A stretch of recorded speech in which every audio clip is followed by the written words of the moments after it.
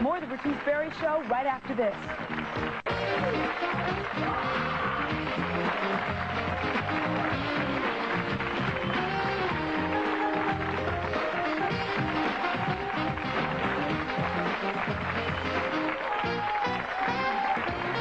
We're back talking with new generation of Manson followers, people who say that Manson is a leader, a role model.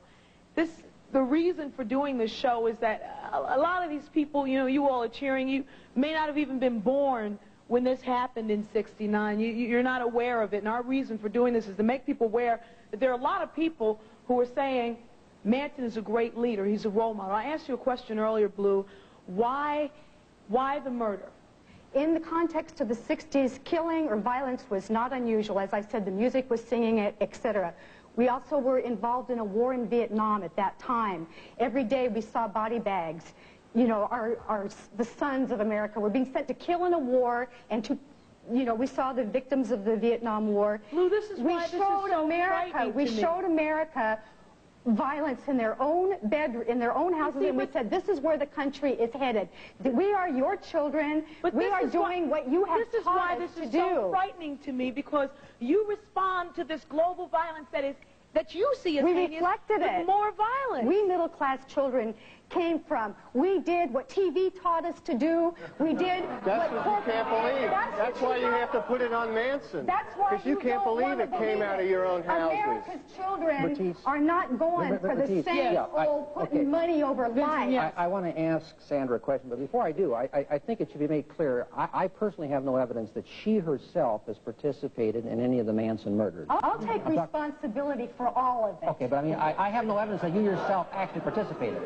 But I want to ask you this question. Do you consider yourself a peace-loving person? Yes. You consider yourself peace-loving? Yeah. Okay, wait a while. Now, wait a while. All right, now, wait a while. And the water and making war on people in El Salvador, destroying Africa, destroying the world for money. Well, it's hard to get a word in edgewise there. You know, I agree that all this destruction exists, but my response is not to go slice somebody up.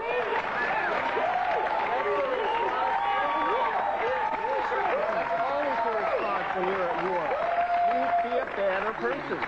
My response to war all the is time. to try to make people aware of it, to try to make people know that it needs to end. You go to war and you be better than the person you're against. Vincent, yes. Well, there is blood. You don't make change without I would like for Vincent to speak here, please. She said she considers herself peace-loving. I'd like to read a quote. It's an excerpt from a film, and here's what Sandra Good says. Whatever is necessary, you do it. When somebody needs to be killed, there's no wrong.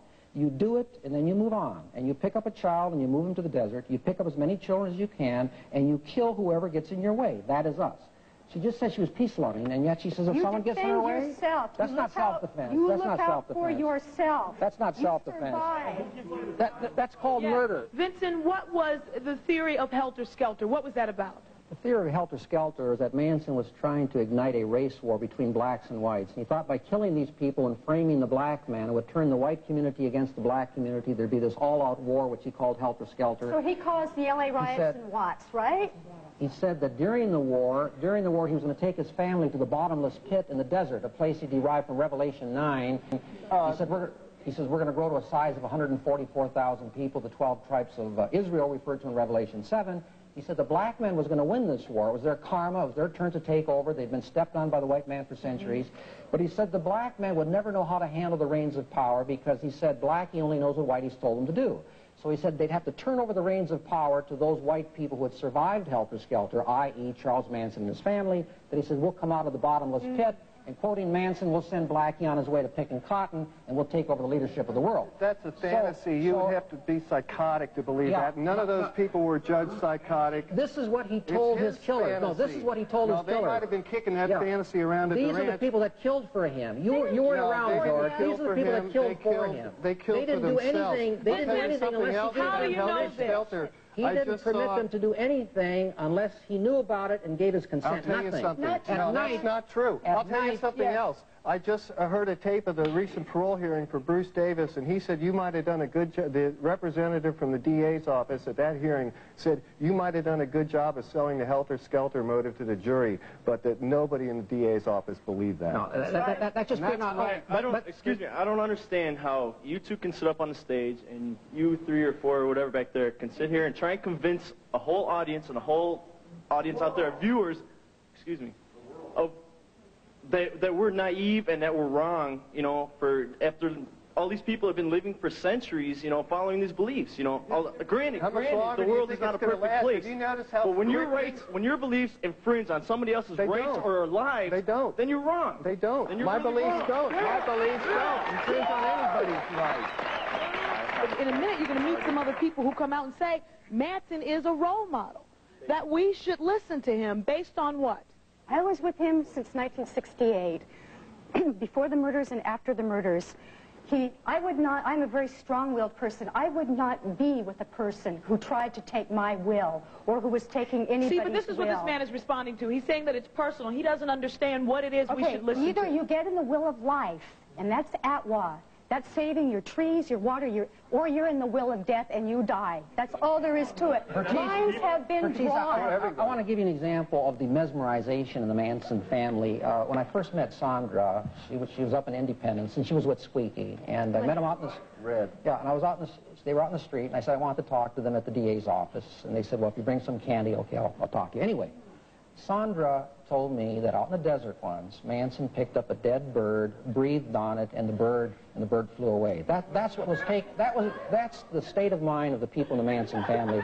They were slavishly obedient to him. I want to give you one footnote to the helter-skelter thing. This is the philosophy that he instilled into the killers to work them up into an emotional lather so they were willing to kill for him. And they bought it. They bought it hook, line, and sinker. They killed to love a brother. They killed to get a brother out of jail. Manson may not have believed in it. Manson may not have believed it wholly himself. There were 2 other motivations that Manson had. One was passion and lust for murder. That was his religion. That was his credo. The second reason, he has an enormous amount of hostility towards society, against the establishment. And on these two nights of murder, he was viciously striking out at the establishment and using his minions to vent his spleen on society.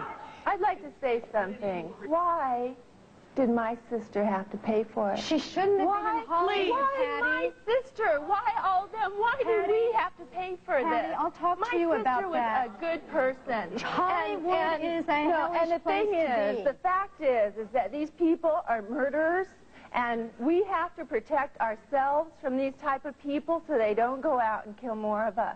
Charlie's not a murderer. And that's Charlie's not a murderer. In prison. You know, Manson did not kill anyone, and he did not... But you're saying that because she was in Hollywood, and Hollywood is a hellish place, she had to die? No, here's the thing. When you're in Hollywood, when you're a woman and you put yourself in that milieu, your body is being exploited, your face is being... You're being literally sold. You're being sold for money. You're being used for money. Where is the concern that women in Hollywood, their image, are shown for the... What I'm telling you, what I told you before, if you'd open your mind, we were at war with society, but the main catalyst for those killings was to get a brother out of jail, and I cannot reiterate enough. My family had to pay for it? Look, in war, people die, Patty, and I'll talk to you about that as long as you want to talk to, and I'll tell you why. You sit there and you talk about us, watching our kids come home in bags. So therefore, that meant that I had to watch my sister be rolled out of her house in a bag too, with her belly out of here. So you don't kill. You get out there and you do the positive thing. The positive thing is that's helping one another and doing the best, helping our environment and taking the courage to get out there and taking care of our kids. Then look out for Charlie because he didn't kill your sister. Keeping people in prison that are out to do us harm so they can't make more victims. What about an innocent man who's been held down for 25 years so he could make millions of dollars? And movie He's alive, isn't he? My sister. He's been in a cage in hell for 25 years. He did not kill your sister, Patty, and he did not order your sister to be killed. When they talk about cleaning up the environment, here's what they meant. One member of the Manson family after the murders said, all we did was kill 7 pigs and help clean up the air over Los Angeles. No, that's what they're talking about when they're talking about cleaning up the environment. Pat Krenwinkel said that's 7 less cars to pollute, if you want to get No, I'm not talking about Krenwinkel. We're going to take a break right here, come back. You're going to meet a bunch of young people who say that this stuff is right, that Manson is a role model, and we want to ask the questions about this whole race war and the racism that involves with this movement as well. This is something that we should all be watching out for, so stay with us.